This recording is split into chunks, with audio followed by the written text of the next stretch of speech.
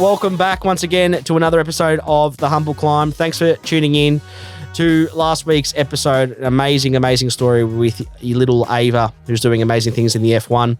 Today's going to be a really cool guest, the Crazy Turf King, they call him on Instagram. He's an absolute weapon of a bloke. We fortunately enough went to school together. He was a couple of years younger than I am, but he's just done something pretty cool, and he's also had a fair journey to where he is today. So I'd like to welcome on, obviously, Jack Hanley. Jackie boy, Crazy Turf King, welcome on The Humble Climb. G'day, Timmy. Pleasure to be here. Mate, I know that obviously we reached out on Insta after what you've been through in the last, what was it, a month ago when you did the big run? Yeah, about five weeks ago now. Yeah, okay. How's the body feeling?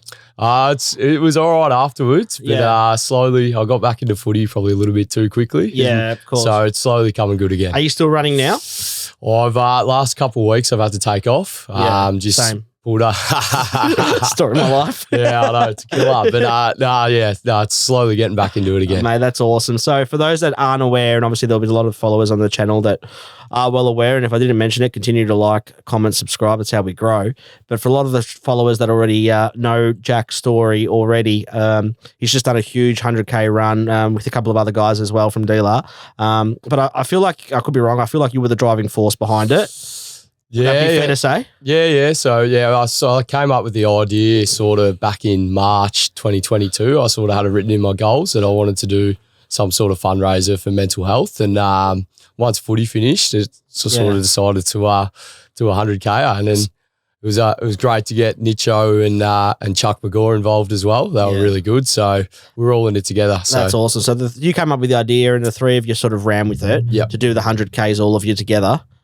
Which is freaking awesome. I mean, 100Ks, I struggled to literally, I can tell you last time I ran actually, so I'm not even going to go there. But 100Ks. And then, so how much into the preparation was obviously, why February? So obviously you wrote it down or came up with the idea in March 2022.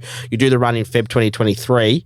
Why that? Yeah, so I finished playing footy in, I think it was about mid-September. Yep. So I had a couple of weeks off just between when we played our last game, and then sort of gave myself a 20-week program. Okay. Went on a program with a company called Run for Body and Soul. Right. And it sort of worked out to sort of get the run done before footy starts, so it still gives me a couple months to get back into prep. footy. Yeah, to prep for and footy. Did you know these guys at Run Body and Soul? Did you know them? Yeah. So it's his name's Kev Mannix. He's been involved down at DLR. Okay. So yeah, he wrote me the program and followed that to a T and got me there. And you got the other boys on the program as well? Yeah. So Charlie McGaw was on a program. Yeah.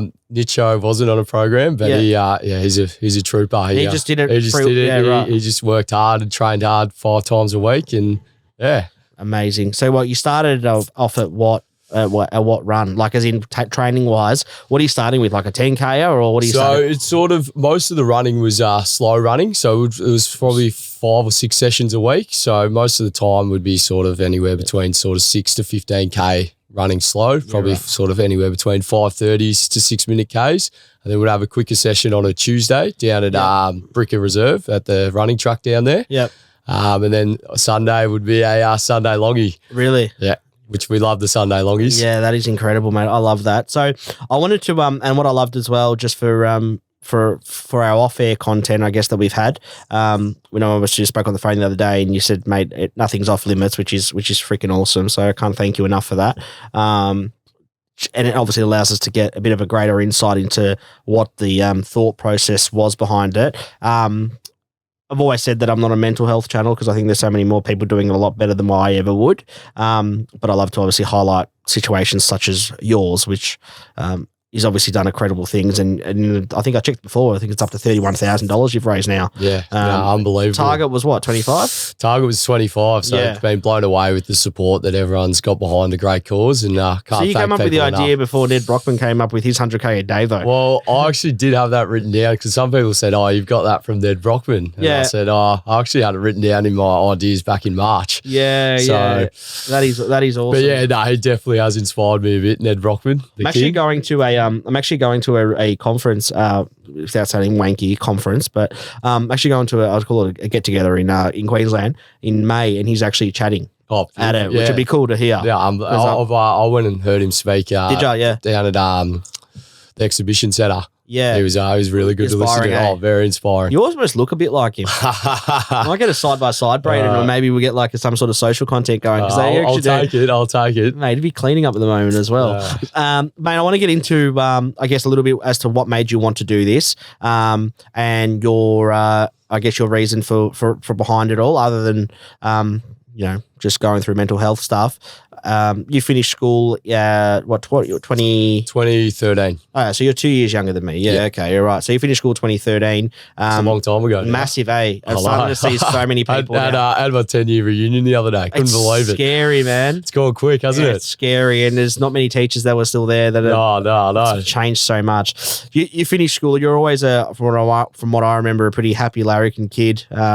Probably a bit of a pest, is it fair to say? Yeah, definitely fair to say. Yeah, probably were a bit of a pest. You're always bobbing up. Bit of a troublemaker. Yeah, you were always bobbing up. And obviously you had Hardy, who's your uncle, and he was my teacher, and so many of our sports teachers that tried to keep you in line as best as he could. But you finished school, obviously, 2013. Were you exposed very early on to the no structure, no routine, and everything that 18-plus-year-old allowed us to venture into, pretty much? Yes, definitely. Yeah. Definitely. Yeah. So I guess without having to go too deep for you, but was it obviously the alcohol, the drugs, gambling, all that type of stuff? Is that what sort of started your to come into your world a lot more? 100%. They were the big three. As soon as I finished school, I was sort of always into my sport, all that sort of stuff. And then once I finished school, it was just party life. Yeah, I love that. That's all I sort of used to live for. I shouldn't say love that, but you know what I mean? Yeah, I know what you mean. know what I mean? No, that's all I used to live for on the weekends, just partying and having fun. How long did it did you sort of go for? I sort of went for probably until end of 2020.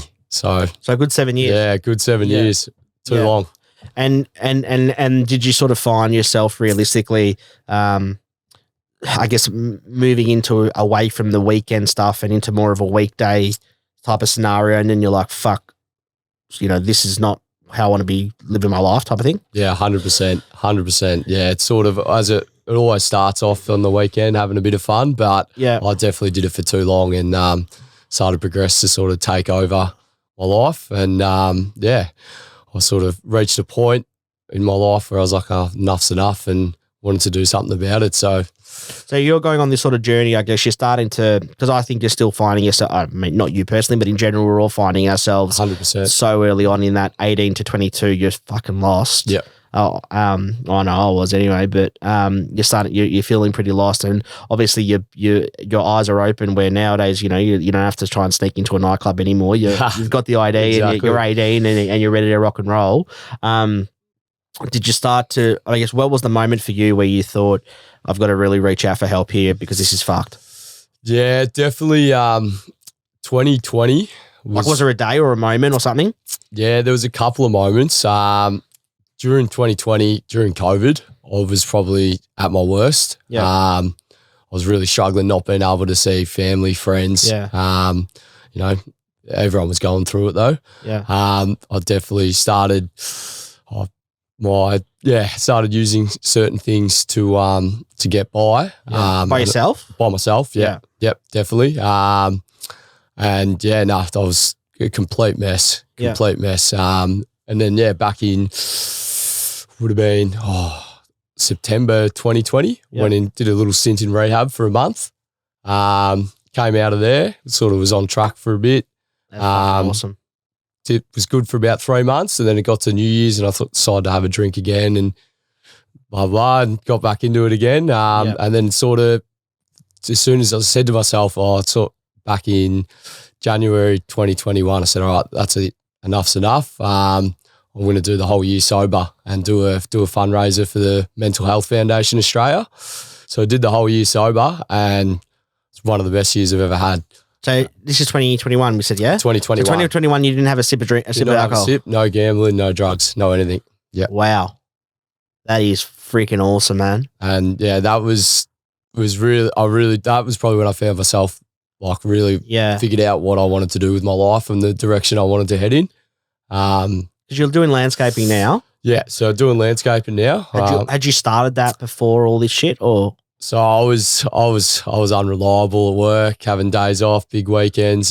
Couldn't hold down a job. And then as soon as I came out of rehab, I got back into landscaping, and I've been there ever since. Mate, that is awesome. I love hearing this stuff, and this is what it's all about. Why I sort of wanted to create this platform, because there's amazing people like you doing incredible things and opening everyone's eyes. Like you've brought yourself and obviously Charlie and Nicho, but you've obviously really wanted to smash this idea of this run, but you've brought not just your football club at DLR together, you've brought so many more others. Yep. And I don't know if you recognise that, but I hope you do, because we wouldn't be here talking if you had kept a closed book about your struggle. So I just can't thank you enough for your genuine bravery. Like, and I don't just say that as just to piss in your pocket.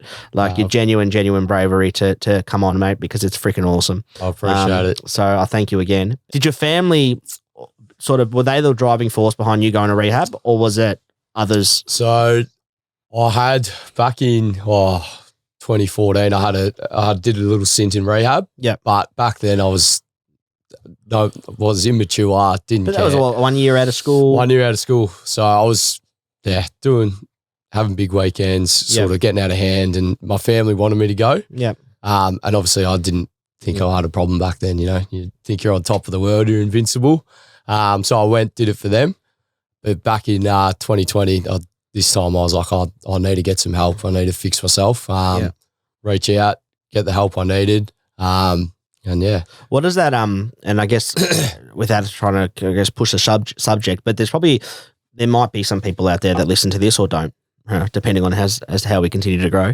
I'm sure they'll be listening. You're growing very nicely, Jimmy. Thank you, buddy. You're a star. But what does it look like for someone that actually wants to ask for help or go to a rehab center? And the reason I say it is, me and you, we can say, mate, we know what we've got to do. Yep. Right? Maybe make an appointment with the GP or get onto our mum or sister or brother or dad or whoever it is. But how did you actually work through it to say, no, that's it, I need to go back in here? Like, who's the first call you make?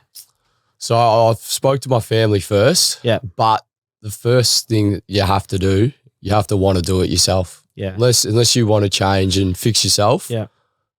You can only help someone so much. And my family tried to help me for years. Yeah. But I didn't really want to do it. I didn't think I had a problem, or I didn't want to change what I was doing. Yeah. So is that stereotypical, like, accept it, if you can't accept the first goal, what do they say? Like the first goal is accepting you've got a problem, and then 100%. It's going from there. 100%. Yeah. What was the bigger issue for you back then? Was it the alcohol, the drugs, or the gambling? Drugs and gambling were the two ones. Yeah. But the alcohol leads me to do other things. Yeah. Could you start your day hypothetically with a drug with no alcohol? Yep. Yeah. Okay. So that's when you sort of realize, like, fuck, this is weird. Yeah. This isn't good. Hey, this is not where I wanted to be. Yeah. I made it. It's just, again, it's so brave for you to just come out and say this, because there's someone that we know. And obviously, about, obviously we had the McCarthys on, who are doing amazing things as well with Robbie's run. And are you doing the run? I'll be doing it again. It was a ripper day last year. You did it last year? I did it last year. It was a great day to be a part of. Mate, there's a few of us jumping on board. Obviously, I'm not running. Yeah. Let's make that very clear now, mate. I reckon we get you in for a couple of I'm going to be down there. Braden's going to come down. We're gonna video the whole day. It's going to be freaking awesome. And I reckon I'm going to get a couple of chickens with Blackies going on, like a bit of year or so when you guys finish, you're right to go. But that's going to be an awesome day. But obviously they're doing amazing. They're just, they were so brave for speaking, and as are you. What sort of, how did the gambling sort of come into effect? I know the drugs, and I know it sounds really silly, but the drugs, I guess, is sort of inevitable nowadays, considering where you go out and where, not you, but where you can't afford, you go out and it's there, unfortunately. But where did the gambling sort of take place? So gambling, I was sort of always brought up going to the races from a young age. Yeah. And I was just fascinated with horses. Like, I loved it. Was having little bets when I was real young, probably from the age of, like, I reckon 12. Yeah. No, so I was always... walking to the tap? Nah, the family would put it on for me. Yeah, they thought, a bit of fun, blah, blah, blah. But as soon as probably from, like, the age of 16, when I could sort of do it myself, because I had such a love for the sport, it started to become a problem though, because I was trying to make money instead of doing it for the love. What was your go-to? Was it Horses. anything? Or always horses? Horses, Yeah. Because I'll be honest, I love a multi on a footy. Yep. A little $5 most goals. Yeah. Well, that's the way it should be. That's a bit of fun. I'd probably get like one every 100. Because Jeremy Cameron last night, he kicked actually. Tom Hawkins didn't step up actually, which is good. At Tomahawk 26, if you're listening. I was very happy about that as well, Jimmy. For sure. So by the time this episode goes, he's probably made up for it. But but that's so the gambling sort of starting to take part. Have you having any days in there where there's obviously big wins and a big loss? Oh, 100%. Yeah. But the losses outweigh the wins. Yeah. Okay. Always. What would be your biggest loss in a day? Biggest loss, I reckon. Well, one day I got up a fair bit. Yeah, it was about 15,000, and within 2 or 3 hours, it was all gone. You're joking? All gone. Wow! And you got up about 15 G's that day. I've about $1,000 into 15, and ended up losing it all in about 3 hours. And is that then obviously that type of day or that type of scenario? Does that then inspire you into the alcohol and the drugs? 100%. It's the first thing I did. Yeah, because you just want to. I was already at the time. Yeah, doing what you but gotta do. then as soon as I lost that, it sent me. I read this thing the other day, or it's not the other day. I got told by this guy called Tom Panos, and he said this one thing once, and I always remembers. When we go to the casino as an example, when you win $400, it feels good, but when you lose $200, it feels even worse. Oh, 100%. And it was like the bitterness of losing $1 will always outweigh the happiness of making one. Yeah, words to that effect. But anyway, 100%. And it's so true. Like I remember going to a couple of weeks ago, I was at the Casper Mates dinner. Fletch Roberts. We went out for his engagement actually, and I was up I got up to playing blackjack. I think I got up to $1,000. Yeah. And ended up walking out plus 300. So I was still happy. Yeah. Don't get me wrong. But I was so gutted about that 700 that I lost. Like that's what I was thinking about. And I was like in my head, and I don't play blackjack often, obviously I don't go to the casino that often, but we had dinner at Crown, so it was just an excuse to go. But I was like, man, that's 700. Like that could have paid for XYZ this month. Yeah. Whatever it is. And you sort of stick to that. Yeah. That's how I found. Yeah, 100%. Did you have to, because I know you're such a larrikin that you love to be around people. Yep. All these choices that you started to have to make, did you have to drop off friendship groups or drop off certain friends? No, I haven't. That's one thing I haven't done. It's amazing. I definitely haven't. Did you feel that the problem wasn't necessarily the friends, but it was more you? Well, as I said, a lot of my friends do it, and they still go out and have fun. Yeah, I know I can't do that because I know where it ends me up and the way it makes me feel. Yeah. So I've just had to make that call. So are you back on? So you finished the run, right? Yep. The 100Ks. Like, are you having a beer that night? I did have a beer that night, and that was all good. But like as I said, I'm a work in progress. I'm not perfect at the moment. I had a little slip up recently. Like that's 100%. life. But I'll get back on the horse. Yep. It's not something I know. That's not where I want to be. So yeah. I found I've always found that realistically speaking, and like I'm very open that obviously I see a psychologist and all that type of stuff, so I'm very, very, very open about that. That's a good way to be. Oh mate, very good way to be. Everyone knows. So again, I'm putting it on the platform where everyone's going to listen. I don't really care. If you've got a judgment about it, you probably stop watching. Do you know what I mean? Yeah, that's always been my thing. But what I loved about it, and she always said to me, is like, we put these pressure on ourselves as human that like, as a person, hypothetically, I'm never going to drink again. I'm never going to take drugs again. I'm never going to vape again. I'm never going to smoke again. Yeah. And then a month later, we might be doing that exact same thing. Yeah. And she always said to me, like, take the other road where it's like, I'm human, I'm fallible.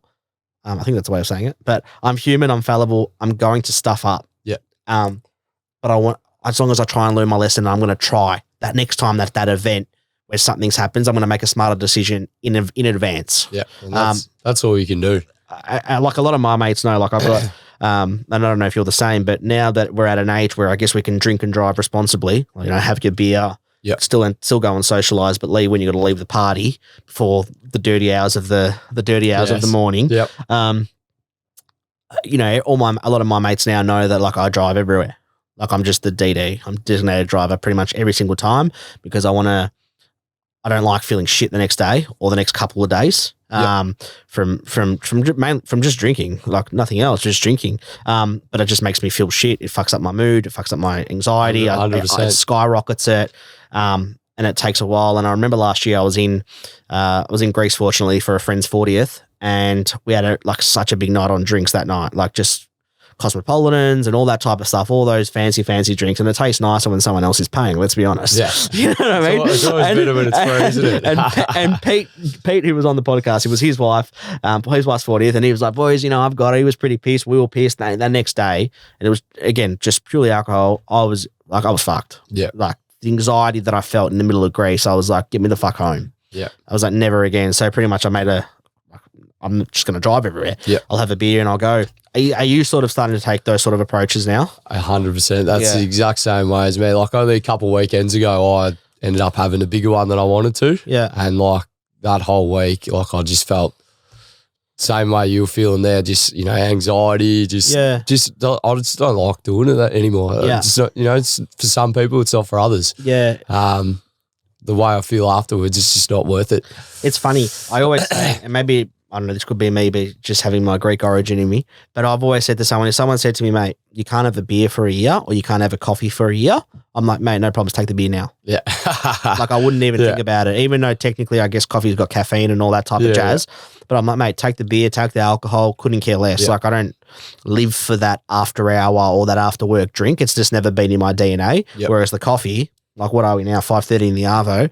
Oh, mate, I tell you what, I can have my third, no props. Like, and I'm like, let's go. Yeah.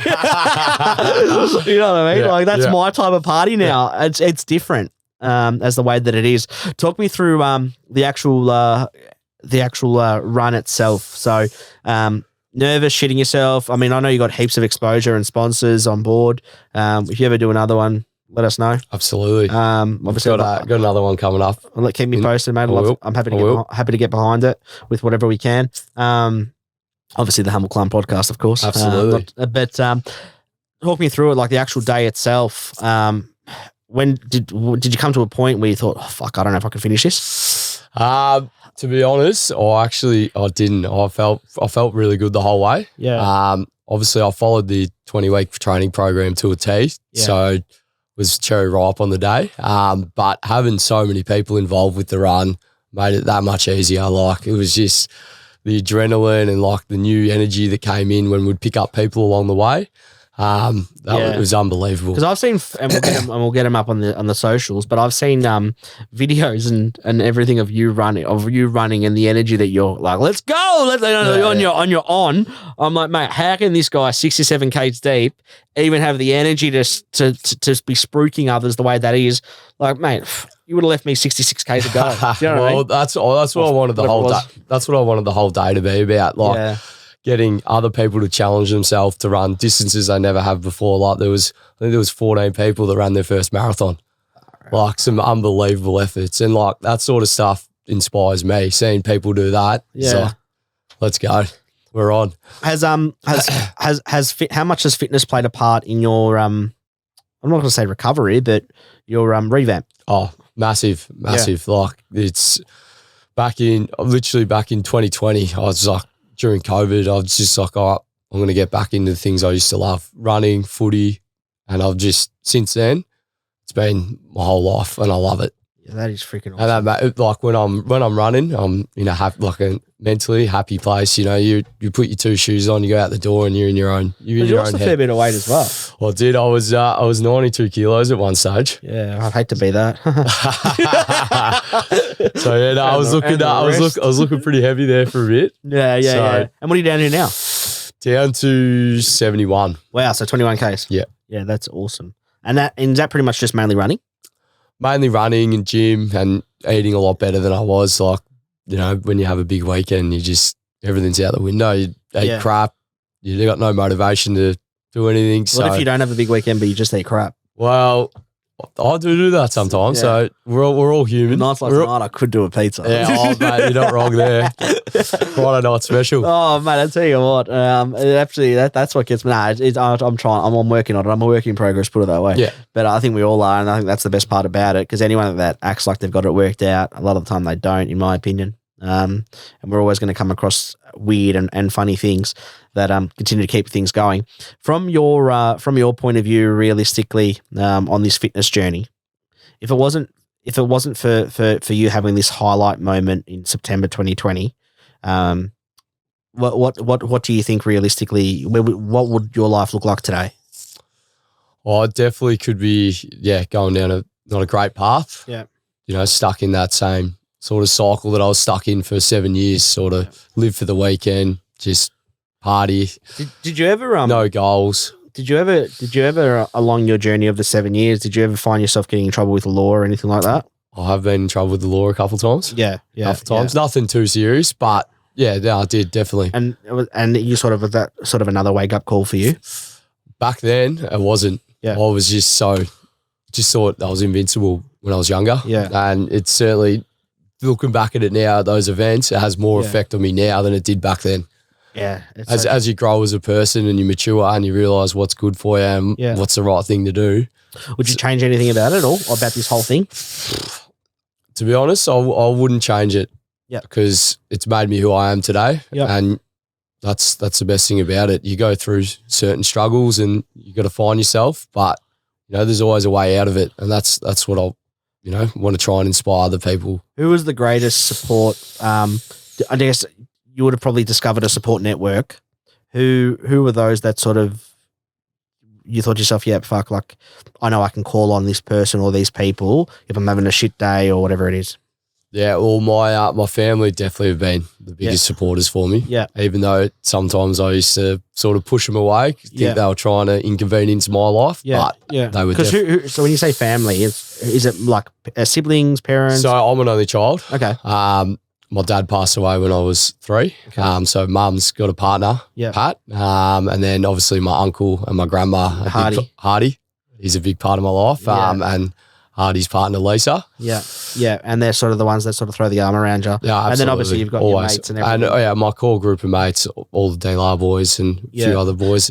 When you finished school, was it sort of, did you want to go down the uni path and all that? No, I never wanted to go down the uni path. Yeah. It wasn't, bookwork wasn't for me. Yeah. But to be honest with you, I didn't really know what I wanted to do. I was definitely just...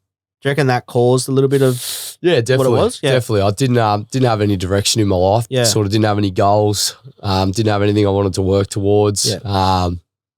And I think that's a big thing for everyone. It's if you don't have goals, you gotta want to, sort of have some direction of where you want to get to in your life. And are you writing out goals consistently at the moment, or are you starting at the start of the year, or how does it work, your goals? Yeah. So I'll do it at the start of the year, and then I'll sort of revisit it sort of mid-year and see how I'm going with working towards those goals. Some I don't get to, some I do. But always got some goals. And I find that definitely helps me stay on track. Like having that goal of the 100K, that definitely keeps me on track in life. I've got something to work towards. It keeps me busy. I love getting after it. That's awesome. It's what keeps me going. Has work now, and I know you're obviously doing landscaping and your 3rd year now, as sort of, how much has that played now as well, a part in your revamp? Oh, yeah, massive. So 3rd year apprentice and then doing my own stuff on the side as well. Yeah. So that's been really good. All done by the ATO and everything, of course. Invoice, of course. Of course. Sense. By the books. By the books. Yeah, of course. Love that one. Yeah. So that's definitely, definitely been a good driver for me. And I guess your support network now, is it still sort of the same? Even your group of friends, a lot of them still the same from when you finished or when you started to go through this, when you were in rehab hypothetically, a lot of them, or have you found anyone started to push away themselves? Nah, they've all stuck by me. Yeah. I've got a very good group of mates and they're very supportive and they understand what I like and what I want to do. And they're very supportive of that. Do you reckon at times when you were going through your time of partying, gambling, drinking, drugs, the whole lot, right? Do you think that you were sometimes didn't ever want to do it, but you felt like I'll look like a soft cock if I don't? Or was it all? Or were you always up for it? Oh, I would say I was always up for it. Okay. Always up for it. Do you reckon there's people out there though that would look at certain situations, not scared to speak up? I don't mean it that way, but they don't want to look like that soft cock. 100%. Yeah. And they shouldn't feel like that. Yeah. Because by speaking up about it, it's actually showing you're strong. Yeah. And, you know, that should be a good thing to do. Yeah. Because like, I mean, like we lost friends along the way that went certain paths. Some went a bit more further into everything. Some stayed on the outside. Some got caught up in the late, all that type of stuff. But I've always found that, like, I look at myself now, I'm probably more confident now than what I was 8 years ago, hypothetically. If I was in that situation, and now I'd be like, mate, get fucked, I'm working tomorrow. You know what I mean? Yeah, 100%. Yeah. Or leaving a club early or whatever it is, like, you know, or not staying till 3 a.m. in the morning, whatever it might be. Whereas now everyone just knows, like, Dim's the soft cock, he's going to drive. Like, and that's just me. I'm cool with that. I'll wear that. Like, I'm the guy that's known, and I've said it time and time again, I'm the guy that's known for doing a ghosty. Yeah. You won't see me in a nightclub. You very rarely see me in a bar. I'm a dinner guy. And that's just, I love being home by 11 o'clock watching YouTube. Yeah. Most likely the Humble Clum podcast. Of course. As I'm sure you're going to be doing now as well. Mate, I've been listening to all of them, mate. Don't worry about that. I love it. I want to touch on the D-Lar Footy Club, because obviously we both went to D-Lar Cell. Yep. And it's obviously a school of ours, which is close to both of our hearts. Is Hardy still teaching there? Hardy's not there anymore. He's been gone. He's been gone for a while now. 2015. Is he still teaching? He's still teaching. He's just started a new job at Marcelin. Oh wow! Yeah, awesome. Yeah, that's awesome, mate. Good on you. A lot of footy boys come out of there actually. Pally. Yes, Marcelin Footy Factory is quite good. Yes. So I guess this camaraderie between a football club or type of club, realistically, like, not just for you personally, but what has that done for you as a person? The football club? Yeah. Yeah, it's certainly a happy place for me. I love the D-Lar Footy Club, and this program that they started up, the Out of the Blue Mental Health and Wellbeing program, which was started up by Ed Clinch. I think it's a great thing that's happening. It's sort of making, because a lot of footy clubs have sort of, places where you're scared to sort of speak up if you got a problem. Yeah. But if we can make it okay to do that, and there are people struggling out there, it's a big step in the right direction. Do you see yourself ever, because I love these, I don't know, for me, I love these types of stories. Like if you wrote a book, hypothetically, I'd buy it. Prefer to watch it, but I just love these types of stories. They feel good, and they're everything that it is. And I was speaking to a few of the guys in the office today and telling them, I got something up. Like I've got a bee in my bonnet. Not bee in my bonnet. That's the wrong word they're using. I've got a jig in your step or something like that. When it's recording day, I just get really excited, and everyone knows that it is. Which we love that. Oh man, I'm so pumped when it comes to recording day. And I was telling a few people about, a little bit of your background, and saying this is where he was, this is where he's at.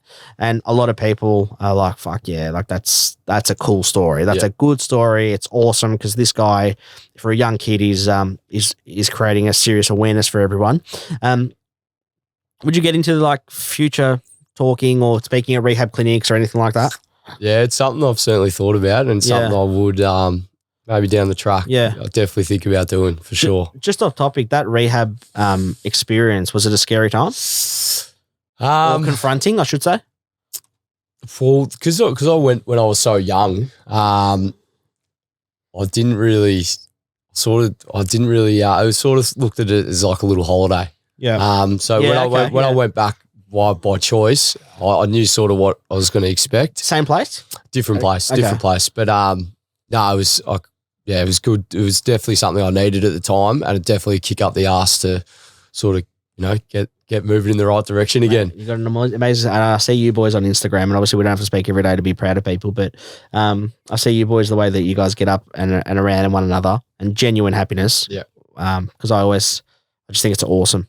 You guys at the footy and the way that you guys are, it's an amazing little network that you've got. So clearly you're in the right hands, mate, and I'm just so excited for your freaking journey to keep going the way that it is, and your humble climb's going to continue. And one day, I can't wait till we're going to have you on one day again, and it's just going to be talking about the differences that you're continuing to make. So I can't thank you enough. Obviously, we had a few viewer questions come in. A few viewer questions come in. So I wanted to run you past these. And I'm not on Tinder while I'm on my phone, so Yep. swipe right anyway.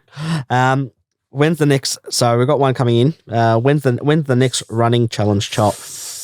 I've got sort of one in plan to start in October, mid-October. Okay. So I've got footy for now. Yeah. Concentrate on that, and then once that's done, it's going to be a big challenge. Are we without giving too much away? Are we talking same 100, or are we talking maybe more or less? Or It's sort of going to be a 50-day challenge. wow. Okay. Interesting. Yeah. I like this. I like it this. Should be good. We'll have to do a big unveil, I reckon, Brados. How does it feel to be the most respected, trusted turf layer in the country? Porto, whatever that means. No, it's I'm happy to take the reign as a turf king. I love it. Love a turf. At a nightclub, how would you rate yourself between 1 and 10? I'll give myself a 6 or 7. What does the ideal Sunday now look like for Crazy Turf King? Ideal Sunday now. The running's Now that you're in a very different mindset, I think that's more from that question. Yeah. No, definitely a Sunday longie. We live for the Sunday longie. Yeah. And explain those for those at home what's a longie? A Sunday long run. It's anything sort of over about 21K. Okay. So you're starting in the morning? You start in the morning, sort of wake up when you sort of any time from 8 o'clock onwards and get down there and start pounding the pavement. I love that. Another one that we just got as well was favourite place to run. Favourite place. Which is quite a nice one, actually. Oh, I'd have to say I love the Gardeners Creek Trail. Okay. Love the Gardeners Creek. Yeah. I love that. That's the home track. We've done a lot of running through there. Yeah, that is awesome, mate. We always finish with the Humble 3. And now traditionally the Humble 3 is it's 3 standard questions that we ask every single guest. Yep. You're probably obviously as an avid listener, I know that you know what the questions are going to be. I was trying to listen into a couple to see if I get a step ahead of you. I love it, mate. I love it. Mate, if you weren't doing turf laying and being the Crazy Turf King that you are, you're working in landscaping, what job would you be doing and why? Oh, I'd like to do something, maybe sort of like run a sort of gym exercise place and have something to do with mental health with it. On the side, yeah, I love that. That's awesome. I'd love to do something like that. And focus more on running or like circuits and stuff like that? It'd be a bit of both, I reckon. Yeah, that is awesome. If you could own a billboard, what would it say and why? A billboard. When in doubt, we slug it out. I love it. That's a nice one, actually. And the last one, mate, is there anyone inside or outside of your family? We always ask for outside the family, but if you can't think of one, that's cool, go inside. But is there anyone outside of your family that realistically is your sort of biggest, mentor, inspiration, etc.? Inspiration? I'd have to say Ned Brockman would be out there. Yeah. He's certainly inspired me to see where we can go with sort of anything you want to do in life and set some big goals. Was his 100Ks in 42 days? Was that what it was? Yeah, 100K a day for 42 days. Yeah. But he started off with 50 marathons in 50 days while he was still working as a Sparky. Yeah, back in 2020, which is unbelievable. Yeah, that is like working as a tradie 7 till 3 and then banging out a marathon after work each day or before work. Yeah, that is. Man, well, okay. So if you've got something for 50 days planned, mate, I can only imagine. Mate, let us know when that time comes, and if we can get behind it in any way that we can, and continue to grow and help with anything that we can. You know, we're here, and we'd love to, mate. I appreciate it. Jackie Hanley, Crazy Turf King. I can't thank you enough, genuinely, for coming on board. It's and being so raw and upfront and honest about everything. It's so good to hear. Obviously, you just be genuine about these are the challenge I faced and I continue to face, but this is where I'm hoping to go. It's what the Humble Climb's all about. So, mate, I can't thank you enough for coming on and being so open and transparent. No, thank you very much for getting me on. Mate, you're an absolute legend. It's been a pleasure. Mate, you're an absolute legend. Anyone needs their landscaping done, make sure you message the Crazy Turf King on Insta. CHF Landscapes. There we go, CHF Landscapes. Make sure you get onto it. And, mate, massive thank you once again. Guys, continue to obviously like, comment, subscribe, do everything that you got to do that helps us grow. And we'll look forward to bringing you next week's episode. Cheers.